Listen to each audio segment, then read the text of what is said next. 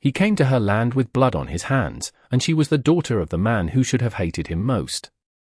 The wind moved low across the Apache wilderness that morning, dragging dust in slow ribbons over the red earth, whispering through dry grass and the bones of forgotten fires, and Caleb Rourke stood alone in it, a white soldier with a past that did not belong here, his boots sunk half an inch into soil that remembered everything men tried to forget. The sun had barely cleared the jagged ridge to the east, throwing long shadows that stretched like warnings across the land, and somewhere in that silence, a hawk circled once, twice, then vanished into the brightness as if even it refused to witness what was about to unfold. Caleb adjusted the worn leather strap across his shoulder, his fingers brushing against the small object hidden beneath his shirt, the weight of it constant, heavier than it had any right to be, a simple piece of turquoise wrapped in silver wire, yet it carried something no man could measure in pounds or ounces. He had told himself it was just a keepsake, something taken in the confusion of a past life he no longer spoke about, but the truth had a way of following a man out here, slow and patient, like the desert itself. He heard her before he saw her, not footsteps, not movement, just a shift in the air, the kind of presence that made a man's instincts tighten without reason, and when he turned, she was already there, standing no more than 20 feet away, silent as if she had been carved from the land itself. Iona did not raise a weapon, did not speak, did not even blink at first, her dark eyes steady on him in a way that stripped away distance, stripped away excuses, stripped away whatever lies a man might try to build between himself and what he had done. She wore no sign of fear, no hesitation, only certainty, the kind that came from knowing exactly where you stood and who stood before you. Caleb kept his hands visible, not reaching for anything, not even the canteen at his side, because something in the stillness told him that any sudden movement would mean the end of whatever thin thread held this moment together. "You're a long way from your war," she said finally, her voice low, controlled, carrying no anger, which somehow made it worse. Caleb exhaled slowly, the sound almost lost to the wind. "War's over," he answered, though the words felt hollow the second they left his mouth. Iona tilted her head slightly, studying him like a question that had already been answered. "Not here," she said, and her gaze dropped, not to his hands, not to his face, but to the place beneath his shirt where the shape of the pendant pressed faintly against the fabric. It was a small movement, barely noticeable, but it hit harder than any accusation. Caleb felt it immediately, the way a man feels a storm before the first drop falls, and for a moment, he considered lying, considered stepping back, considered doing anything but standing still under that gaze, but something in him, something worn thin by too many roads and too many nights without rest, refused to move. The wind shifted again, carrying the faint scent of smoke and sage, and somewhere far off, a horse let out a low breath, unseen but present, like everything else in this land. "Where did you get that?" Iona asked, her voice quieter now, but sharper, cutting through the space between them. Caleb's hand moved before he could stop it, pressing lightly against his chest, as if the gesture alone could hide what she had already seen. He hesitated, just for a second, and in that second, the distance between them changed. Not physically. Something else. Something heavier. "It was given to me," he said, "the truth, but not the whole of it." Iona stepped closer, one slow step, closing the space to 15 feet, then 10, her eyes never leaving his. "By who?" she asked, and there was something different in her voice now, something that made the air feel thinner, harder to breathe. Caleb looked past her for a moment, toward the open stretch of land behind her, as if searching for an answer written somewhere in the horizon, but there was nothing there except heat and memory. "A man," he said. "Years ago." Iona stopped moving, and for the first time, something flickered across her face, not anger, not grief, something deeper, something that carried both. "What was his name?" she asked. The question hung there, suspended in the quiet, and Caleb felt the weight of it settle into his bones. He could lie. He could say he didn't remember. He could walk away. But the land did not forget, and neither, it seemed, did she. He swallowed once, slow, deliberate. "Taza," he said. The name left his mouth like a confession, and the world seemed to narrow around it. The wind dropped. The distant sounds faded. Even the light felt sharper, more focused. Iona did not move. Did not speak. But her eyes changed, just enough, just a fraction, and in that fraction, everything shifted. She took one more step forward, close enough now that he could see the fine lines of dust along her sleeves, the faint mark of a healed scar along her wrist, the quiet strength in the way she carried herself without needing to prove it. "He was my father," she said, and there was no rise in her voice, no break, no sign of weakness, just truth, steady and undeniable. Caleb did not reach for his weapon. Did not step back. He simply stood there, a man who had walked into a place where past and present no longer stayed separate, where a single object, no bigger than a man's thumb, could carry the weight of everything he had tried to leave behind. The wind returned, slow and steady, moving between them, and somewhere in that space, unspoken but understood, was a question neither of them had asked yet. Not what would happen next, but whether either of them would walk away the same. The name did not fade after he said it, it settled between them like dust that refused to be blown away, and Caleb could feel it in the way Iona's silence deepened, not empty, not uncertain, but full of something that had been waiting longer than either of them had been standing there. She did not reach for him, did not accuse him, did not demand anything more, and that was what made it harder to stand still, because anger would have been easier to face than this quiet weight of truth. The wind moved again, slower now, brushing past his coat, carrying the faint scent of distant water somewhere beyond the ridge line, and Caleb realized he had not taken a full breath. Since she spoke. "He gave it to you," Iona said, not a question, not yet, just a line drawn in the air between what she knew and what she needed to understand. Caleb nodded once, small, controlled, careful not to move too much, as if sudden motion might fracture something fragile in the moment. "He did," he said, and the words felt heavier now than they had before. Iona's eyes did not leave his face, searching, measuring, not for guilt alone, but for something deeper, something that could not be faked in a place like this where every lie felt out of place. "Why?" she asked, and this time it was a question, simple, direct, and impossible to avoid. Caleb let his gaze drop for a second, not to escape her, but to find the memory where it had been buried, and when he spoke, his voice carried less certainty, more weight, like a man stepping onto ground he had not walked in years. "He was not supposed to be there," Caleb said slowly, choosing each word as if it mattered more than the last, "and neither was I." The land stretched quiet around them, giving the past room to return. "There was a storm coming in from the west," he continued, "heavy clouds, wind picking up fast, the kind that turns trails into nothing in minutes. I had orders to ride out, to track movement near the canyon. I thought I was following signs. I was wrong." He paused, just long enough for the wind to pass between them again. "I found him alone. He was already hurt. Not by me." Iona's expression did not change, but her shoulders shifted slightly, just enough to show she was listening, not judging yet. Caleb swallowed once, the dryness in his throat catching the memory as it surfaced. "He could have left me there," Caleb said. "I was not welcome on that land. He knew it. I knew it. But he did not." Iona's gaze sharpened, the smallest reaction, but it carried weight. "He helped you," she said. Caleb nodded. "He showed me where to find water before the storm hit. Stayed long enough to make sure I understood." He paused again, and this time the silence stretched longer, heavier, like something unfinished pressing forward. "The storm came faster than either of us expected," he added, quieter. Now, visibility dropped to nothing. "I lost my horse. Lost the trail. I would not have made it through the night." The word settled low, steady, without dramatics, just truth. "He found me again," Caleb said. Iona's eyes flickered, just once, a crack in the stillness. "He stayed," Caleb continued, "kept the fire going, kept me from wandering off into the storm. Did not speak much.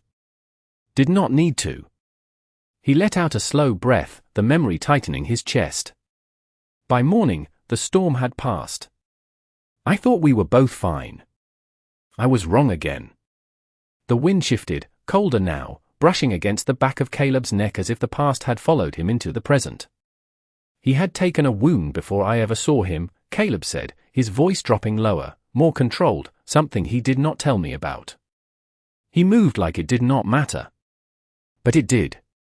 Iona's hand moved slightly at her side, not reaching for anything, just reacting to something deeper than the words.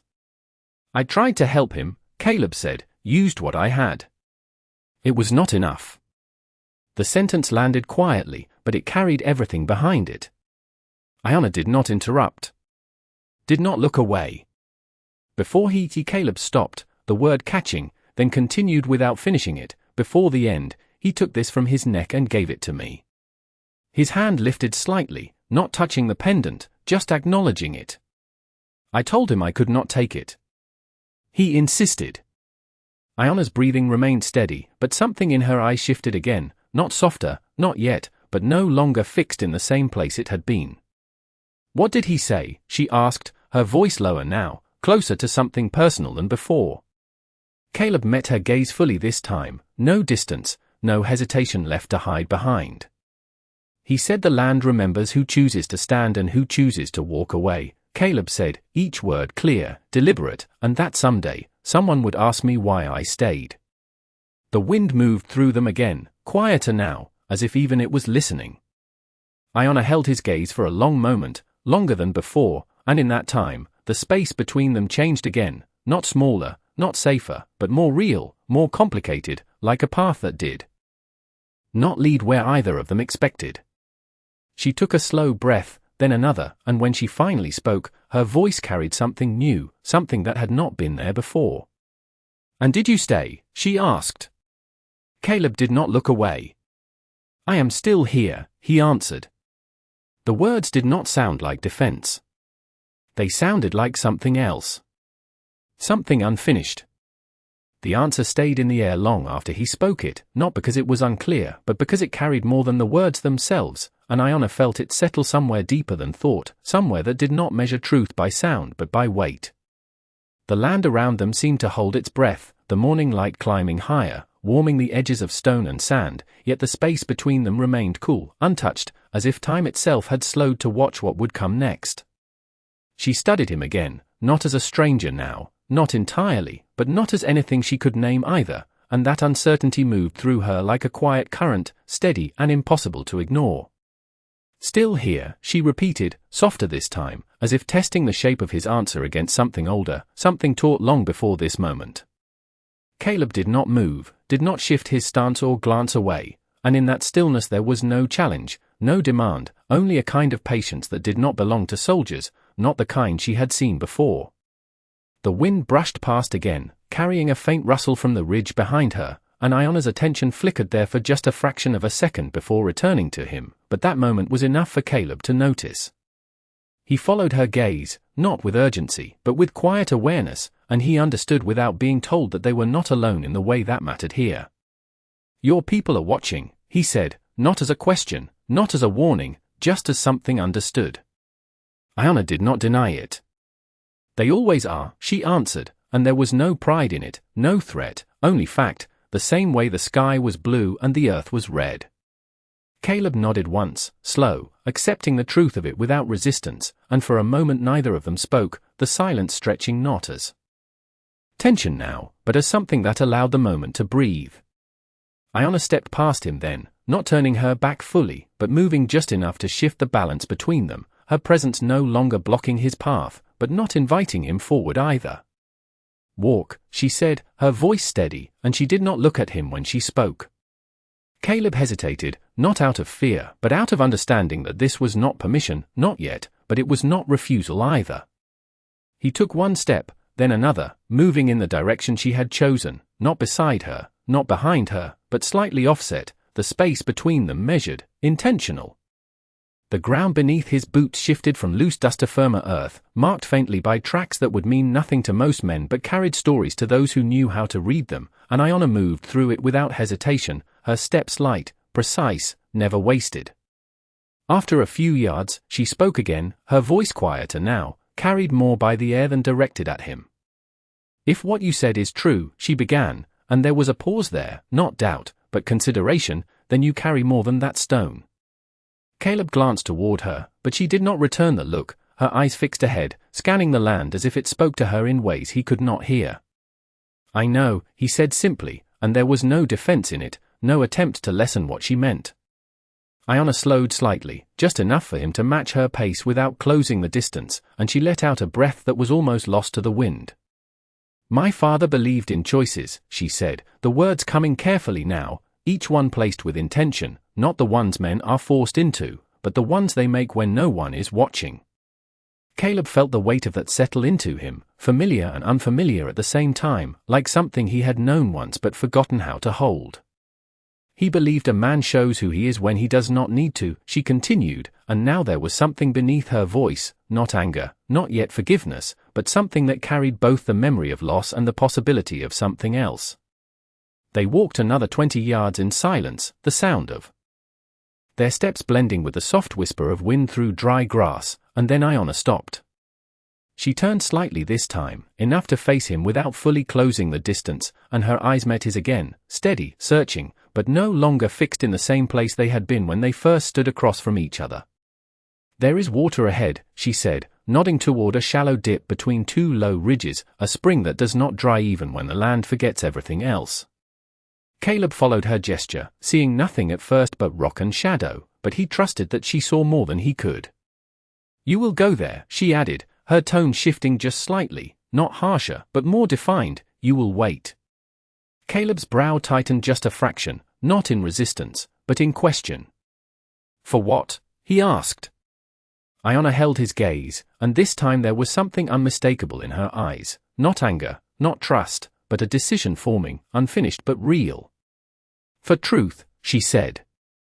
The word landed between them, simple, but carrying everything that had not yet been said, and without another glance, she turned and moved ahead, her figure slipping between the ridges with the same quiet certainty she had shown from the beginning, leaving Caleb standing for a moment longer than before, the wind at his back, the weight at his chest, and the understanding that whatever came next would not be decided by words alone. The path narrowed as Caleb moved forward, the ridges rising on either side like quiet witnesses, their shadows cutting the morning light into long strips of gold and cool stone, and with every step he felt the land change beneath him, less open, more deliberate, as if it were guiding him rather than simply allowing him to pass. The air grew cooler by degrees, subtle at first, then undeniable, and he caught the faint sound before he saw anything at all, a thin thread of water slipping over rock somewhere ahead, steady and patient, a sound that did not belong to chance. He slowed as he reached the shallow dip Iona had pointed toward, scanning the ground, the rocks, the edges of shadow where movement could hide, but nothing revealed itself except the quiet presence of the place itself, and that was enough to tell him this was not meant to be found by accident. The spring revealed itself only when he stepped closer, a narrow seam of clear water pushing up through a crack in the stone, no wider than a man's hand, pooling just enough to reflect the sky in a broken, trembling mirror before slipping away again beneath the earth. Caleb crouched slowly, setting one knee into the dust, and for a moment he did nothing, just listened, just let the sound settle into him, the steady rhythm of something that endured without needing to be seen.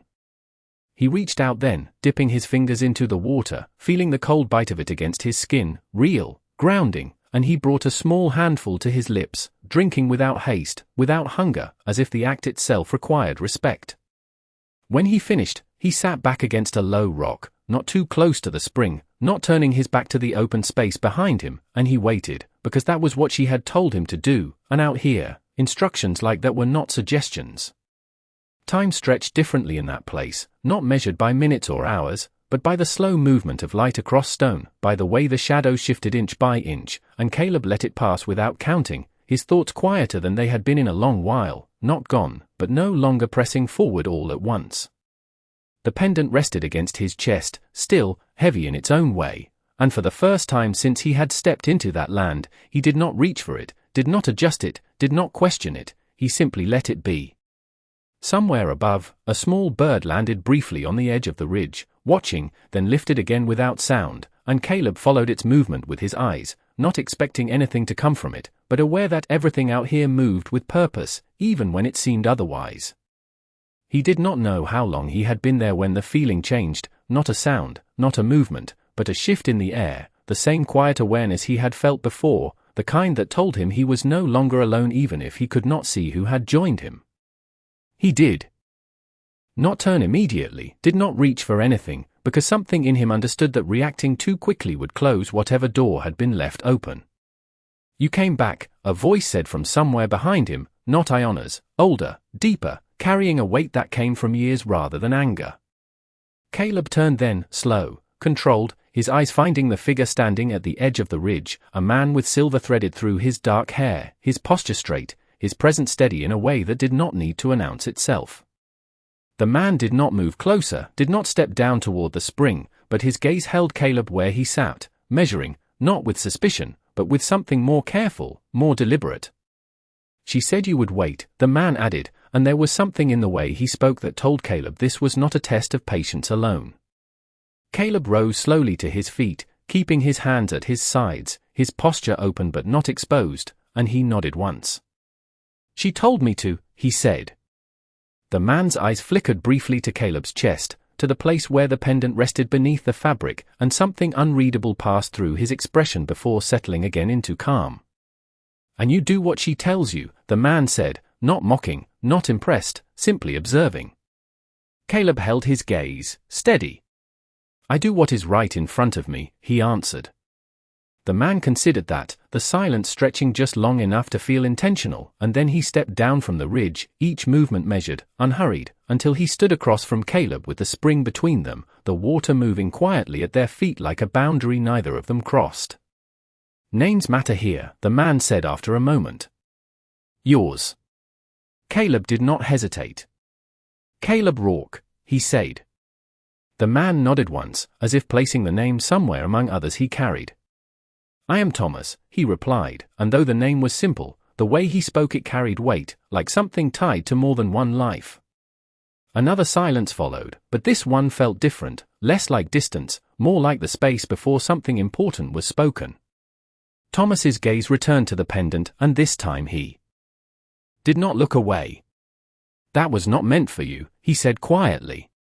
Caleb did not flinch. I know, he answered. Thomas's eyes lifted back to Caleb's face, searching for something beyond the words. Then why do you still carry it? He asked. The question settled into the air between them, not sharp, not accusing, but heavy with meaning, and Caleb felt it fully before he answered, the weight of it matching the one he had carried since the moment it had been placed in his hand. Because he asked me to, Caleb said, his voice steady, without defense, without excuse. The water moved between them, unchanged, steady as ever, and Thomas watched him for a long moment, long enough for the truth of the answer to either hold or fall apart, and when he finally spoke again, his voice carried something that had not been there before, not acceptance, not yet, but something that had moved one step closer. Then you will stay longer, Thomas said, not as a command, not as a request, but as something already decided, and Caleb understood then that waiting had only been the beginning. Caleb did not ask how long he would be made to stay, because something in the way Thomas spoke made it clear that time here was not measured by comfort or convenience but by something quieter, something that revealed itself only when a man stopped trying to control it, and so he nodded once, slow, accepting what had already been decided without needing it explained. Thomas watched him for a moment longer, his gaze steady, then turned slightly toward the ridge as if listening to something beyond hearing, and Caleb followed that movement with his eyes just in time to see Iona standing there again, her figure outlined against the rising light, still, composed, but different now, not in her posture, not in her presence, but in the way she held the space between them, as if she had stepped into a decision she had not yet fully spoken. She did not come down immediately, did not rush the moment, and that patience carried its own kind of weight, the kind that made a man understand he was being seen from more than one direction at once. Thomas glanced toward her only briefly, a silent acknowledgement passing between them, then looked back at Caleb. You will not leave this place without being known, he said, and the words did not sound like a warning, but like a truth that had already been tested many times before. Caleb held his ground, his voice calm when he answered. Then I will stay until that happens. Thomas studied him again, not for the words, but for what stood behind them, and after a moment, he gave a slight nod, not approval, not yet, but something that allowed the moment to move forward. Without another word, he stepped back from the spring, leaving the narrow space between rock and water open, and Caleb understood that meant something, even if he did not yet know what. Iona descended the ridge then, her steps light, deliberate, the dust barely shifting beneath her feet, and when she reached the edge of the spring, she did not stand beside Thomas or across from Caleb, but slightly between them, not dividing, not joining, but holding the space where both could be seen at once. Her eyes moved to the water for a brief moment, then lifted to Caleb again, steady, searching, but no longer distant. "This place remembers what men forget," she said quietly, her voice softer than before but no less certain, and Caleb felt the words settle into him without resistance.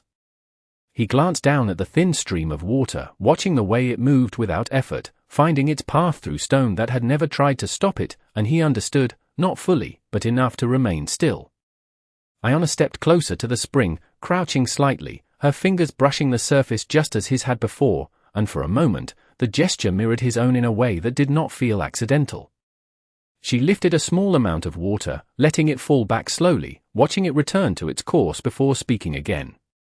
"My father believed that truth does not arrive when it is called," she said, her eyes still on the water. "It arrives when a man stops running from it."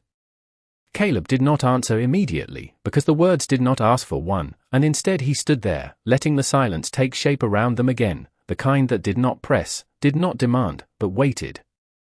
Iona rose then, turning her full attention back to him, and for the first time since they had met, there was no distance left in her gaze, only a question that had not yet been asked aloud. "You said he asked you to carry that," she said, her voice steady, her eyes flicking briefly to his chest, "but you never said why." The question landed clean, without accusation, without softness, just truth seeking truth, and Caleb felt it fully before he responded, the weight of the pendant pressing faintly against him as if it too waited for the answer. He took a slow breath, the air cool against his lungs, and when he spoke, his voice carried less of the man who had arrived here and more of the one who had chosen to stay. Because he said it did not belong to the past, Caleb said quietly, he said it belonged to what came after. The words hung there, simple, but they shifted something in the space between them, something small, something real, and Iona did not look away this time, did not retreat behind silence. She held his gaze, steady, measuring, and for the first time, there was no judgment in it, only the beginning of something that had not yet found its name. The words did not fade after he spoke them, they lingered in the quiet space around the spring, carried by the slow movement of water and the stillness of the land, and Iona held them there with her gaze, not accepting them, not rejecting them, but weighing them the way her father once had, with patience that did not rush toward answers. Thomas shifted slightly to the side, not leaving, but stepping out of the center of the moment, his presence still there, steady, watchful, like a man who understood when something no longer belonged to him to guide. Iona took a slow breath, her shoulders rising just enough to catch the light, then settling again as she studied Caleb with a focus that did not blink. "What comes after is not yours to decide," she said quietly, and there was no sharpness in it, only truth shaped by years that had taught her the cost of believing otherwise. Caleb nodded once, accepting that without argument, because he knew she was not wrong, not here, not in this place where men did not decide what the land chose to remember. "I know," he said, and the words were simple, but they did not carry resistance. Iona's eyes searched his face again, not for the answer this time, but for the man who had given it, and something in that search shifted, just slightly, just enough to make the space between them feel different, less like a boundary, more like a question still waiting to be understood. She stepped away from the spring then, not turning her back fully, but moving in a slow circle that brought her closer to him by a few feet, the distance narrowing without being closed, and Caleb remained where he was, not stepping forward, not retreating, allowing her to decide how near she would come. The wind moved softly through the dip in the land, brushing against the edges of their clothes, carrying with it the faint scent of sage and sun-warmed stone, and for a moment, there was nothing but that, the sound of water, the quiet rhythm of breath, the awareness of two people standing in a place that had seen more than either of them could speak aloud. "If he believed that," Iona said after a moment, her voice lower now, closer to something personal than before, "then he believed you would not leave." Caleb met her gaze, steady, and for the first time since he had arrived, there was no hesitation in him, no need to measure the weight of his answer before speaking.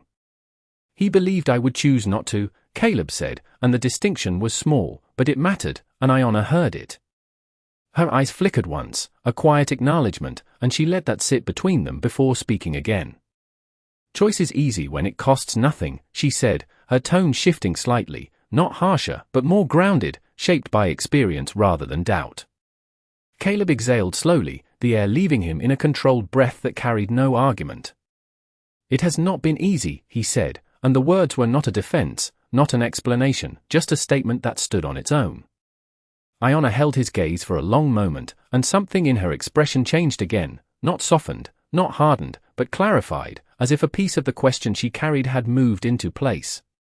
She turned then, glancing toward the ridge where the light had shifted higher, the shadows pulling back inch by inch, and when she looked back at him, there was a decision forming behind her eyes, not complete, but moving forward. "You will come with me," she said, and this time it was not a suggestion, not an open path, but a direction that carried purpose. Caleb did not ask where, did not question why, because something in the way she spoke told him that neither answer would be given before it was earned. He gave a small nod, once, steady, and stepped forward to close the distance by a single pace, not more, not less, enough to show he would follow, but not enough to assume he was welcome beyond that. Iona watched that movement, measured it, and for the first time, there was the faintest shift at the corner of her expression, not a smile, not yet, but something that suggested she had noticed. Thomas remained near the spring, his gaze moving between them, not intervening, not guiding, simply witnessing, and when Iona turned to leave, he did not call out, did not stop her, because whatever was unfolding now belonged to them alone.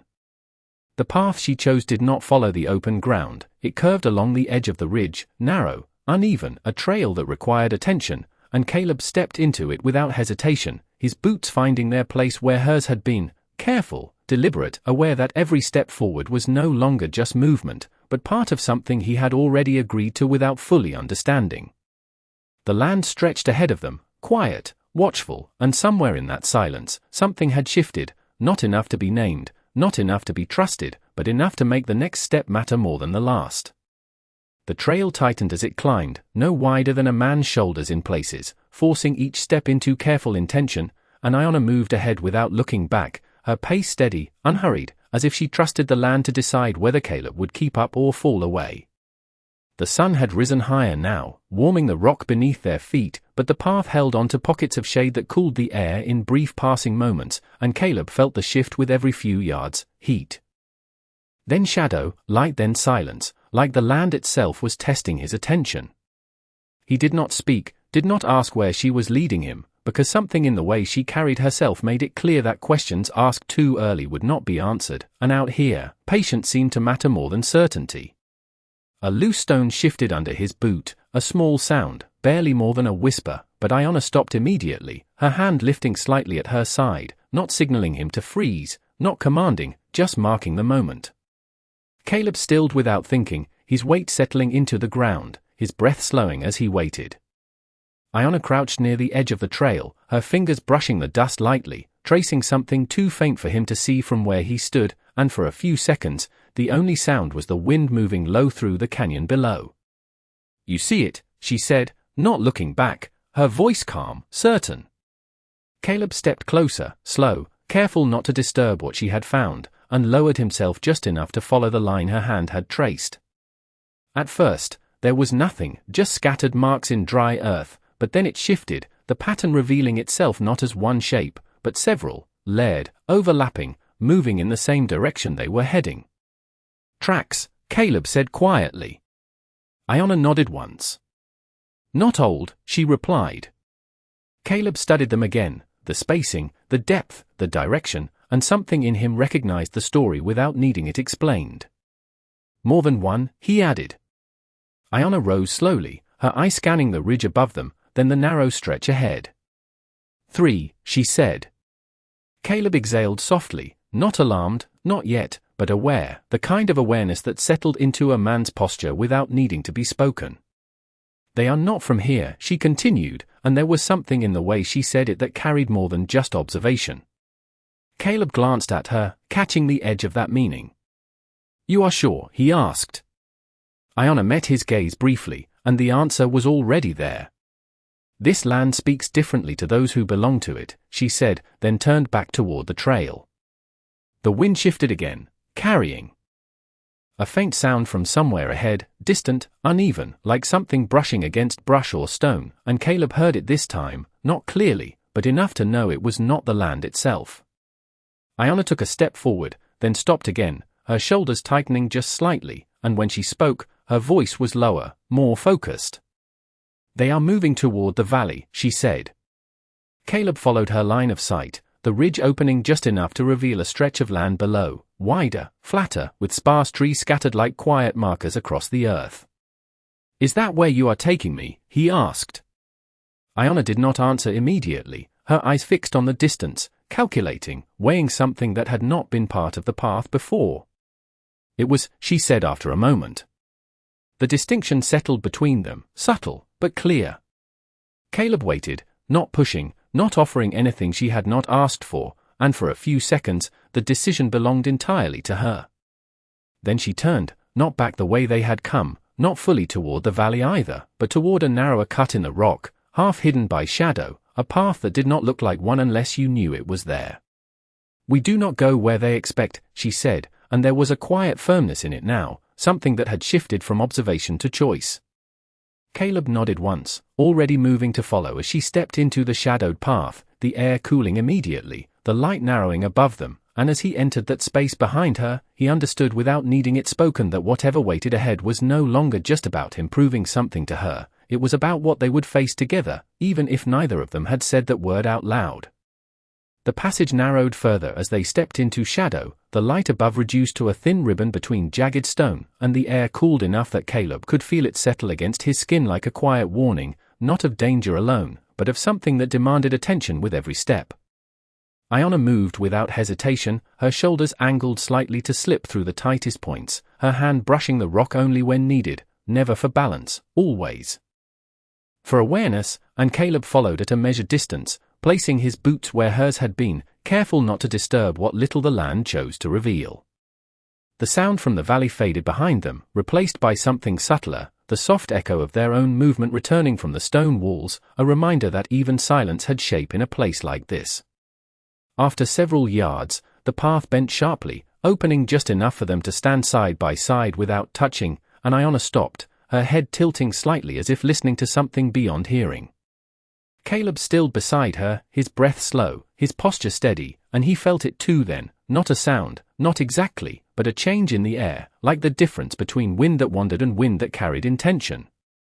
Iona lifted her hand, palm open, hovering just above the rock wall, and for a moment she did not move, then her fingers traced a faint line along the surface, following something invisible to him.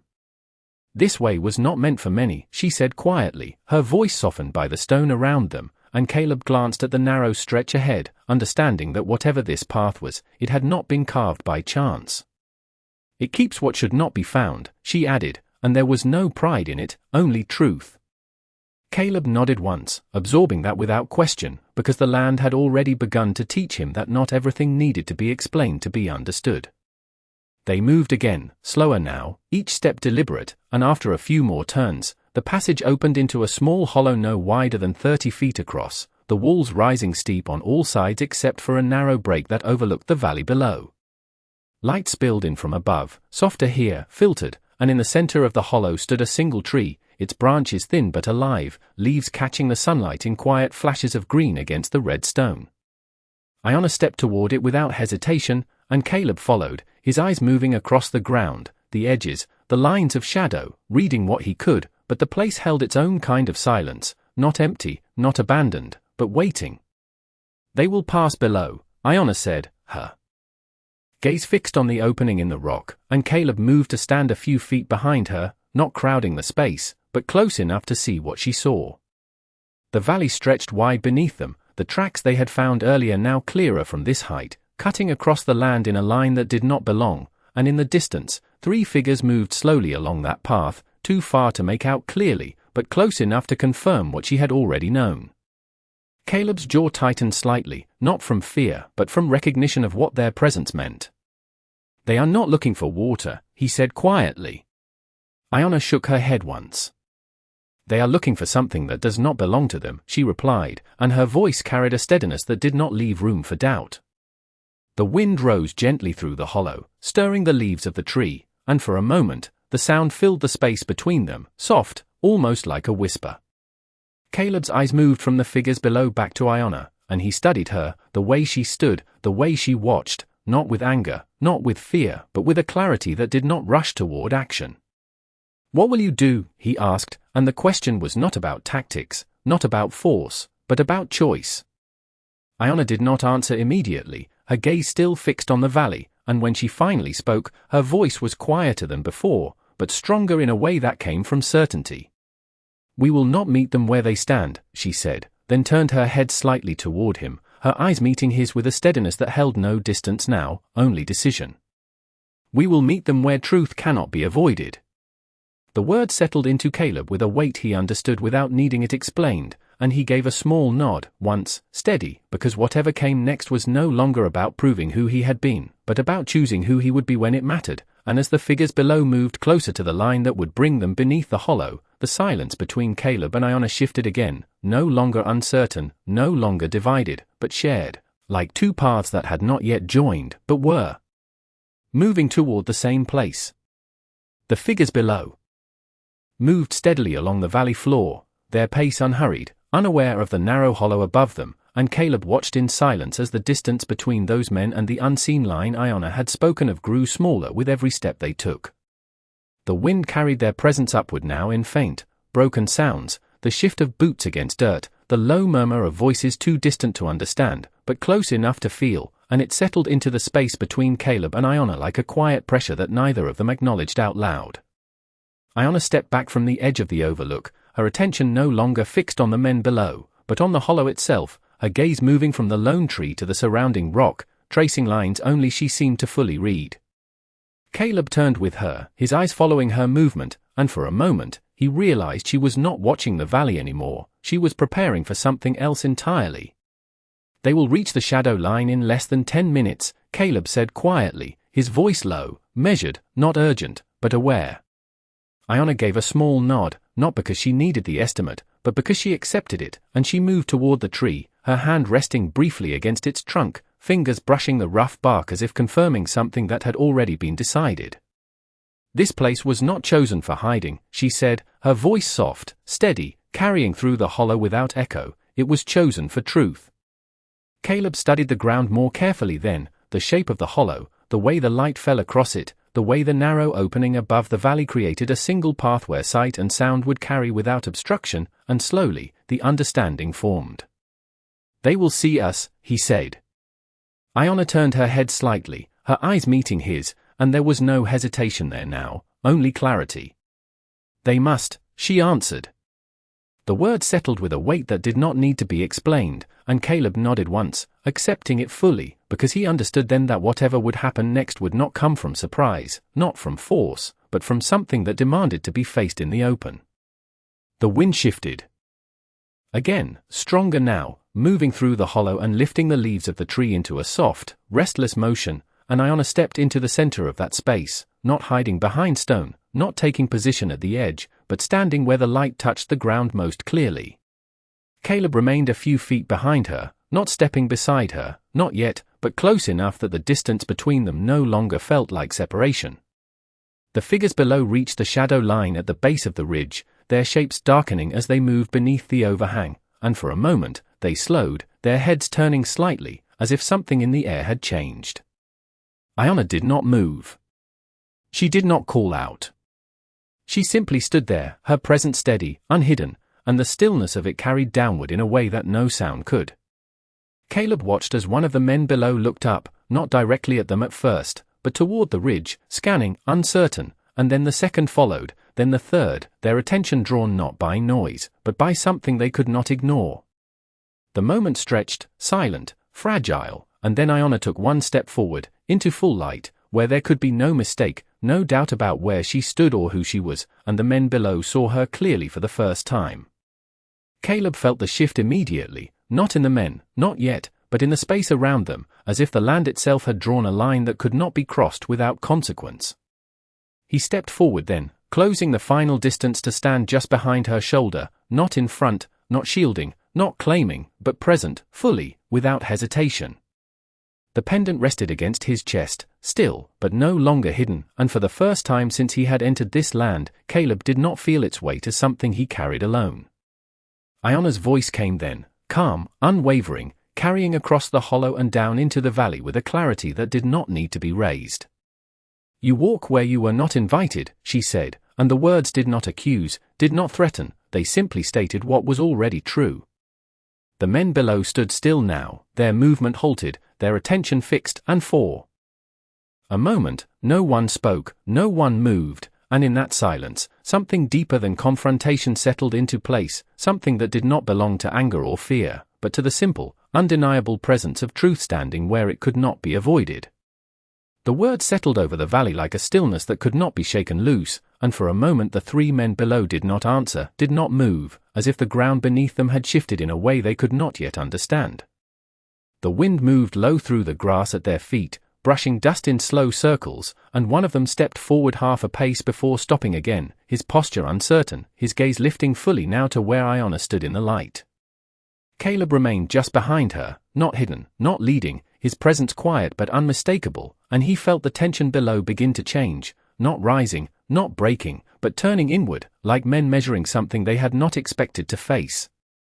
"We are passing through," one of them called up after a moment, his voice carrying effort, as if he was trying to hold control over something that did not belong to him here. Iona did not move, did not soften, her eyes steady on them as the wind carried his words upward. "This land is not a road," she replied, her voice calm, even, not raised, yet it reached them clearly, untouched by doubt.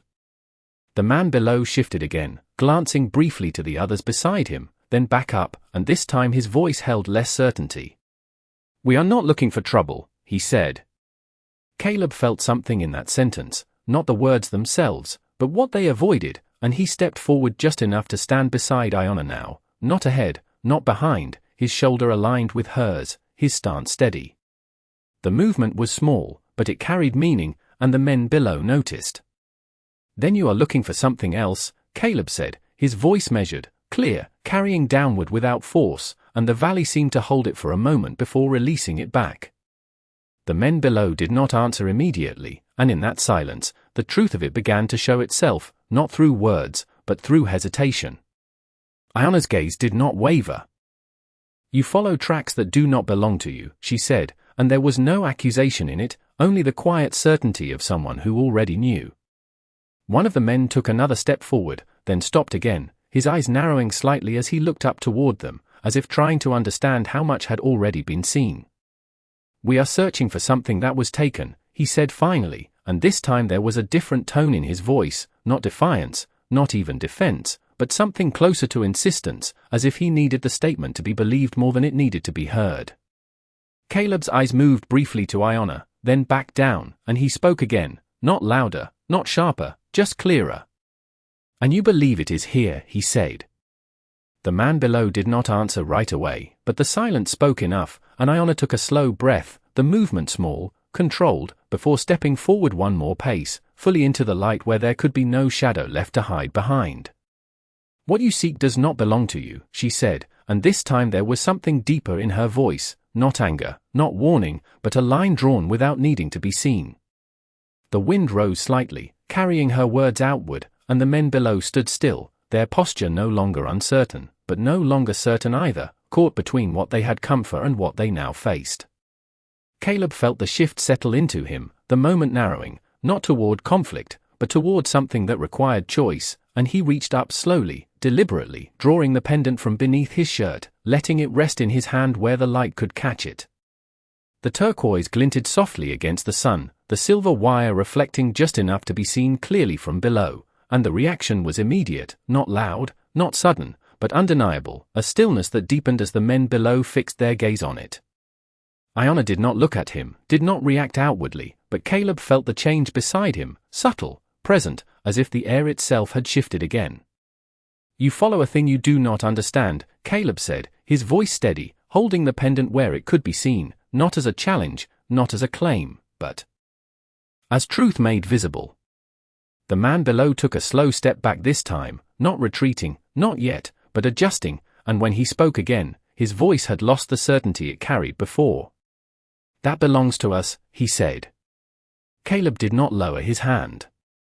He did not tighten his grip. He simply held it there, steady, and met the man's gaze from above. "Then you should know what it means," he answered, and the words fell into the valley with a weight that did not need to be raised, because in that moment, the question was no longer who held the object, but who understood what it carried, and the silence that followed stretched deeper than before, not empty, not waiting, but revealing something that could no longer be avoided.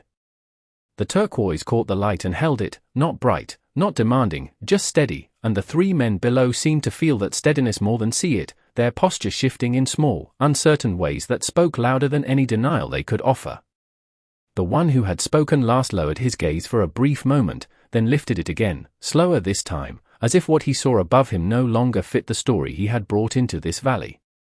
"We know what it is," he said, but the words lacked the weight they should have carried, and the wind moved through them as if testing their truth. Caleb did not move his hand, did not press forward, he simply let the pendant rest in the open, visible, undeniable, and beside him, Iona stood as she had before, her presence unchanged, her silence now holding more meaning than any word she could have spoken. "If you knew," Caleb said quietly, his voice carrying down without strain, "you would not be asking for it back." The man below tightened his jaw slightly, not in anger, but in resistance to something he could not easily dismiss, and one of the others shifted a step to the side, glancing between the pendant and Iona as if searching for a sign, a mistake, something that would return the moment to something simpler. But nothing changed. The hollow above remained still, the tree unmoving except for the soft lift of its leaves, and the two figures standing there did not waver. Iona's voice came then, calm, grounded, carrying the same quiet certainty that had held since the beginning. "My father gave that away," she said, and the words fell clean, without hesitation, without question. The men below stilled again, more completely this time, and the one who had spoken first shook his head slightly, as if refusing the shape of what he had just heard. "That is not possible," he said, but there was less force behind it now, more uncertainty than denial. Iona did not step forward, did not raise her voice, she only held her ground and let the truth stand where it was. "It was his choice," she replied. Caleb lowered his hand just enough that the pendant rested closer to his chest again, not hiding it, not withdrawing it, but no longer presenting it as something to be claimed. "And it was not given for keeping," he added, his voice steady, and this time the words were not directed at the men alone. The silence that followed was different now, not tense, not fragile, but heavy with realization, the kind that settled slowly, piece by piece, until there was no space left to argue against it. One of the men below exhaled, a quiet sound, and stepped back a full pace, his shoulders lowering just slightly as if the weight of something unseen had shifted. "Then why bring it here?" he asked, and this time the question was not a challenge, it was genuine, shaped by something that had changed in him since he first looked up. Caleb glanced briefly at Iona, then back down, and when he spoke, his voice carried less of the man who had arrived in this land and more of the one who had chosen to remain. "Because it was never meant to stay with me," he said. The words hung there, simple, but they moved through the valley in a way that no argument could follow. Iona turned her head slightly toward him, her eyes meeting his again, and in that look there was no doubt left, no distance, only the quiet recognition of something that had reached its moment. She stepped forward then, just one pace, her presence steady, her gaze shifting from Caleb back to the men below. "What is given freely does not return by force," she said, and the truth of it settled into the ground beneath them, into the silence that followed. The men below did not argue. They did not step forward. They stood where they were, the path they had followed no longer leading in the direction they had expected, and slowly, without a word, the one who had spoken first lowered his head just enough to acknowledge what could not be taken. It was not submission. It was understanding. The wind moved again, softer now, and Caleb felt something in his chest loosen, not release, not fully, but enough to know that what he had carried to this place was no longer his to decide alone, and beside him, Iona remained still, her presence unchanged, but the space between them no longer felt like a line drawn in the sand. It felt like something that had been crossed without either of them needing to say it out loud. The silence that followed did not feel like an ending, it felt like something being set down carefully after being carried too long, and the men below stood still for another moment before the one in front gave a small nod, not to Caleb, not even to Iona alone, but to the truth that had settled between them all. Without another word, he turned slightly, his movement slow, deliberate, and the others followed, their steps no longer searching, no longer pressing forward, but retreating along the path they had come, not in defeat, not in fear but in understanding that what they had sought could not be taken, only recognized. Caleb watched them go, his gaze steady, not following them too far, because the moment did not belong to their leaving, it belonged to what remained after. The valley below seemed wider now, quieter, the line they had crossed no longer visible but still present in a way that could not be undone, and the wind moved through it with a softness that had not been there before. Beside him, Iona did not move right away, her eyes still fixed on the path below until the figures had become nothing more than distant shapes against the land, and only then did she let out a breath, slow, controlled, as if releasing something that had been held back since the moment they first appeared. Caleb lowered his hand fully now, letting the pendant fall back against his chest. The weight of it different than before, not lighter, not gone, but changed in a way that did not need to be measured. For a few seconds, neither of them spoke, the quiet stretching between them not as distance, but as space that no longer needed to be filled. Then Iona turned to him, not sharply, not with urgency, but with a calm that carried decision already made. Her eyes met his, steady, clear, and for the first time, there was no question left in them. "It is time," she said. Caleb held her gaze, understanding that she was not speaking about the men below, not about the moment that had just passed, but about something that had been moving toward this point since the beginning. He reached up slowly, his fingers closing around the pendant, and for a brief moment, he held it there, feeling the familiar shape, the cool edge of the stone, the memory it carried, and then he drew it free completely, letting the chain slip through his hand until the turquoise rested fully in his palm. The light caught it again, softer now, less like something being shown, more like something being returned. He stepped forward, just one pace, closing the space between them that had remained, and extended his hand toward her, not forcing, not insisting, simply offering. Iona did not reach for it immediately, her eyes dropping to the stone, then lifting back to his face, searching one last time for something that might change what she already knew. There was nothing there but the same steadiness he had carried since the moment he chose to stay.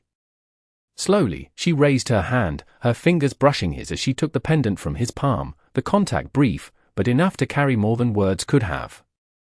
She held it for a moment, not examining it, not questioning it, just feeling its presence, and then she closed her fingers around it, the movement small, final. The wind moved through the hollow again, lifting the leaves of the tree in a quiet response, and Caleb stepped back, not out of distance, but to give the moment its place, his hands falling to his sides, empty now in a way that did not feel like loss. Iona looked at the pendant once more, then lifted her gaze to him, and in that look there was no longer the weight of the past between them, only the shape of something new, something that had not been defined, but had already begun. She turned then, stepping toward the tree at the center of the hollow, and without hesitation, she knelt beside its roots, brushing away a small patch of dust with her hand. Caleb watched in silence as she placed the pendant there, not hidden, not buried deep, but set into the earth where it could remain, part of the land that had called it back. She covered it lightly, her movements careful, deliberate, and when she stood again, she did not look down at it, she looked forward. Caleb followed her gaze, the horizon stretching wide beyond the hollow, the path ahead no longer marked by what had been carried, but by what remained to be chosen. Neither of them spoke, because there was nothing left that needed to be said, and in the quiet that followed, the land held their silence as something understood. The wind moved gently through the hollow, softer now, as if the land itself had exhaled after holding something too long, and Caleb stood where he was, his hands empty, his shoulders no longer carrying the quiet tension that had followed him across miles of dust and silence. The place where the pendant rested beneath the roots of the tree did not draw his eyes again, not because it did not matter, but because it no longer needed to be seen to be understood. Iona remained still for a moment longer, her gaze fixed on the horizon, not searching, not questioning, simply present in a way that did not require movement to hold its ground. The light had shifted higher now, casting fewer shadows across the hollow, revealing more than it concealed, and Caleb felt that change settle into him as well, the difference between a man who arrives carrying something and a man who stands without needing to. "You can leave now," Iona said quietly, her voice steady, not distant, not cold, just honest in a way that did not bend around expectation. Caleb did not answer right away, not because he did not understand, but because the words carried more than instruction, they carried choice, and out here, that mattered. He took a slow breath, the air warm now, touched by the rising sun, and let it out just as steadily, his eyes moving across the land before returning to her. "I could," he said, and the truth of it rested between them without weight. Iona turned her head slightly, meeting his gaze, and for a moment, neither of them spoke, the silence not empty, but full of something that did not need to be named. "But you will not," she said, not as a question, not as a challenge, simply as something she had already seen. Caleb allowed the faintest shift at the corner of his expression, not quite a smile, but close enough to carry meaning, and he gave a small nod, once, steady. "No," he answered.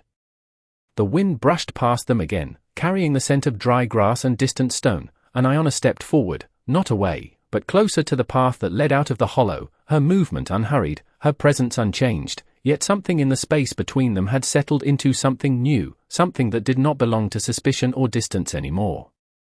"Then you will walk," she said, her voice quiet, certain, and Caleb fell into step beside her, not behind, not ahead, the distance between them no longer measured by caution, but by choice.